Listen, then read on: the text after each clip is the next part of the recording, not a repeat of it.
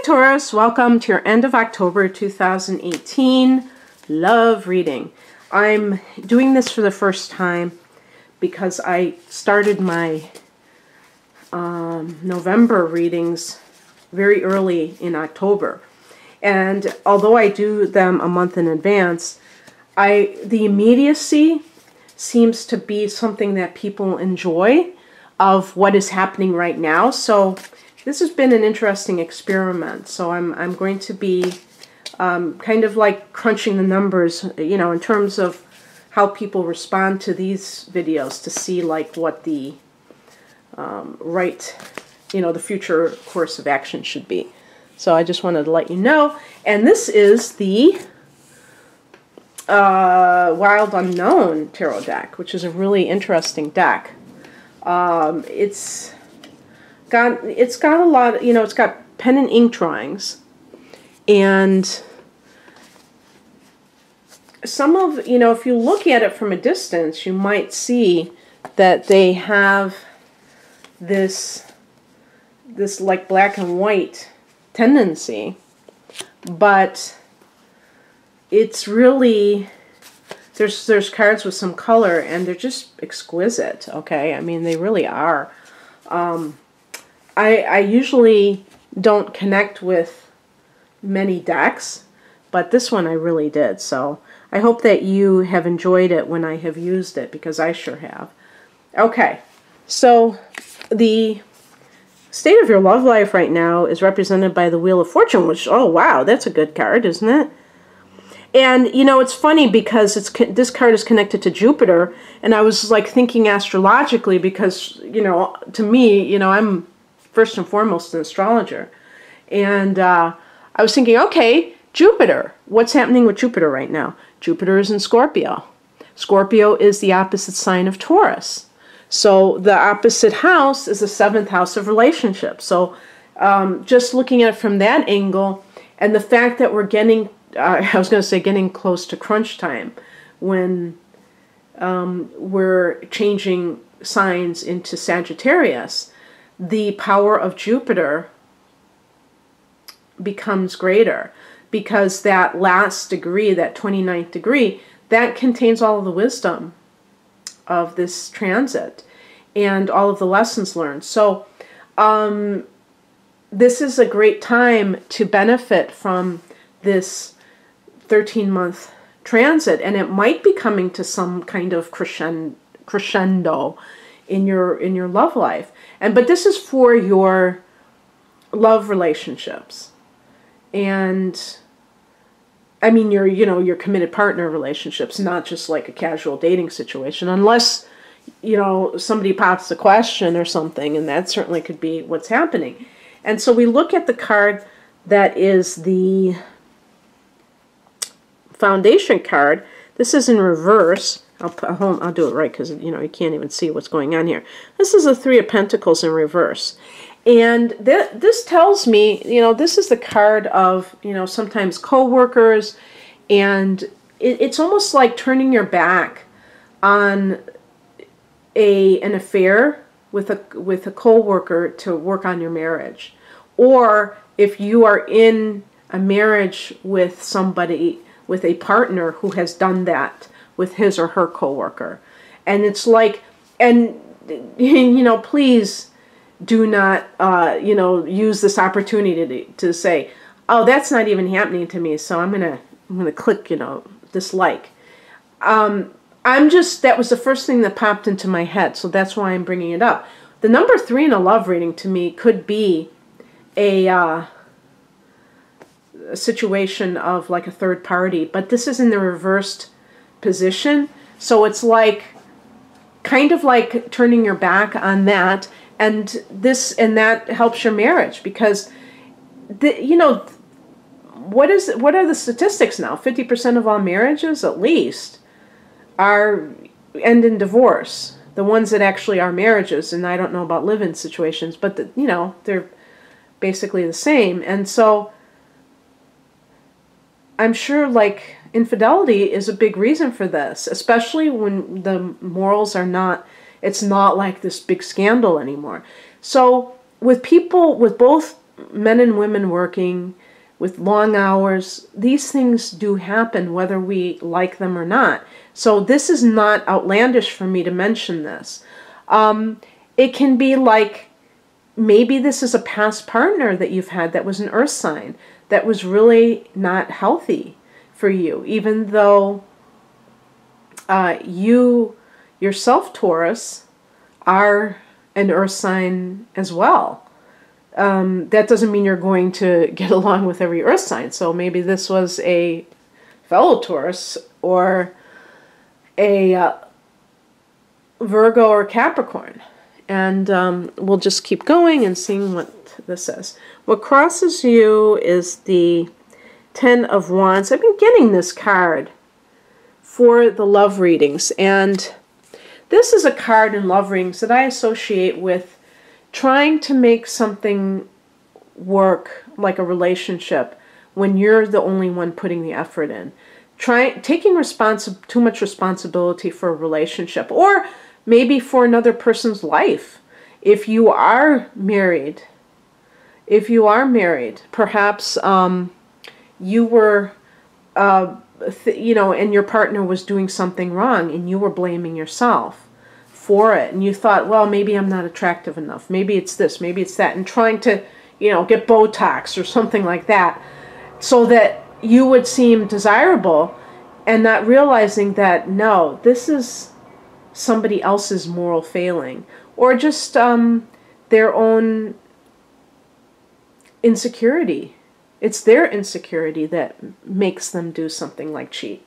It has nothing to do with you. And even if you are not nice to them, then they still are required to tell you that. It's not okay to be deceitful to people when you have that agreement that you're supposed to be a couple, and for better or worse.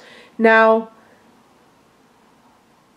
it's also possible that maybe you work overtime, and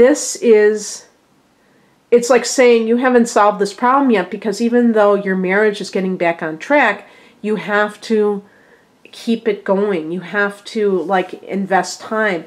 A lot of people neglect their relationships, and it's not blaming a person who works very hard for the affair of their partner, but in a way you can't totally fault the other person if they felt lonely, and they felt like they didn't have anyone when they came home at night, that they were just constantly being alone. I know people, they're going to see right about that. Please, don't misunderstand me. I'm not saying that it's okay, but I'm trying to understand why other people do what they do. I feel like that's the best thing that we should do, is try to understand people.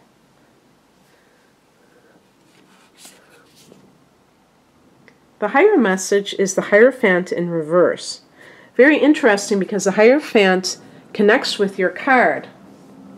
And I think as a spiritual message, this is saying that you need to stop being such a conformist. If you do things, think certain things and do certain things because other people do them.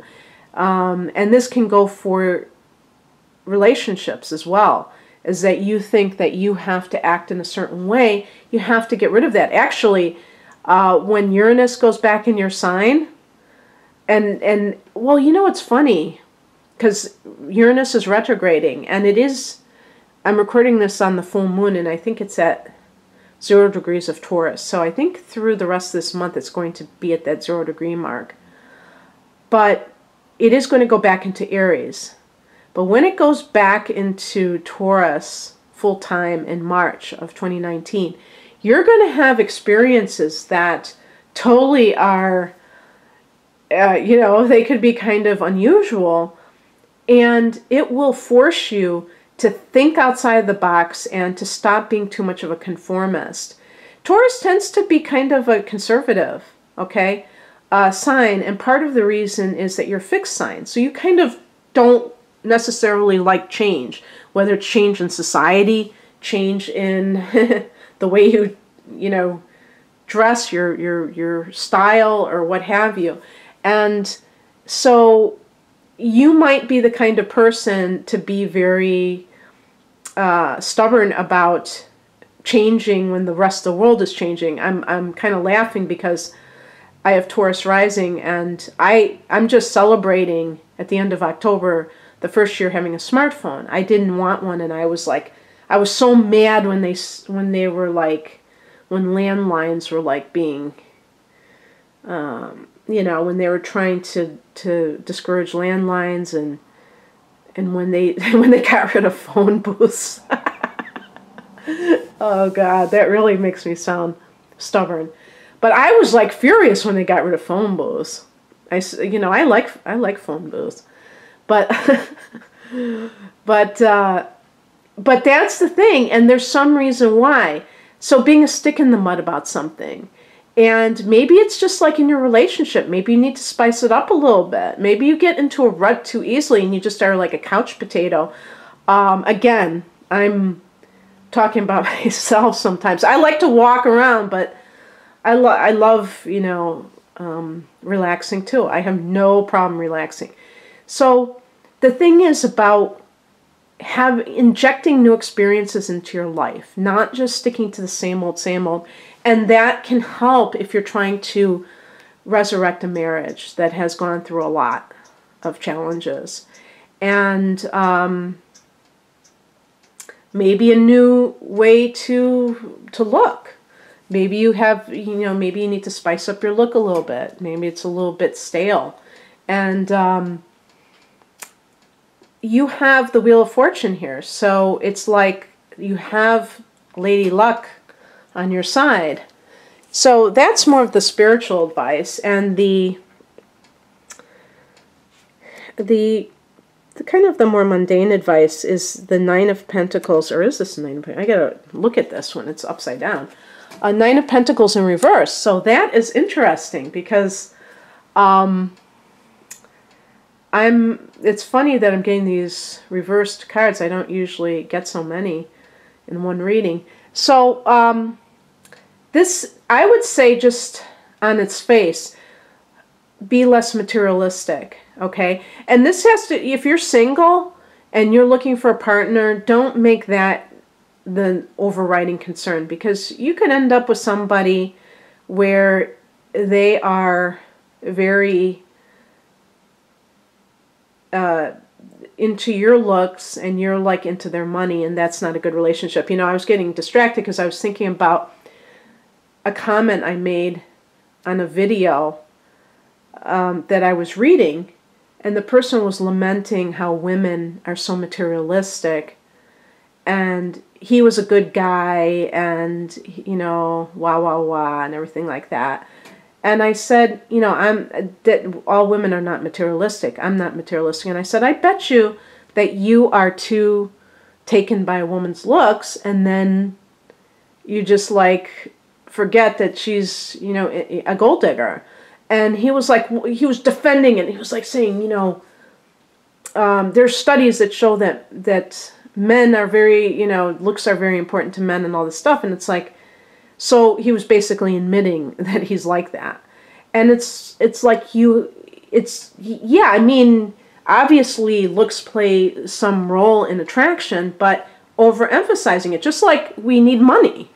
So I'm not saying that you have to have a begging bowl in order to not be too materialistic. But when you're judging a person to be as a partner, and that is like your overriding concern, and you are in this pattern of like one unsatisfactory relationship after the other, at some point you have to change that pattern. And it requires a lot of self-reflection and saying, okay, what am I bringing to this situation? What are my attitudes when it comes to love? What's coming in is the Nine of Cups. Oh my gosh, you really have the two Jupiter cards. This is really great. Taurus. And I'm recording this on the full moon in Taurus, so it doesn't get any better than that. This is a card of wish fulfillment in love, you know. I mean, and it's funny too because it can have material connections as well.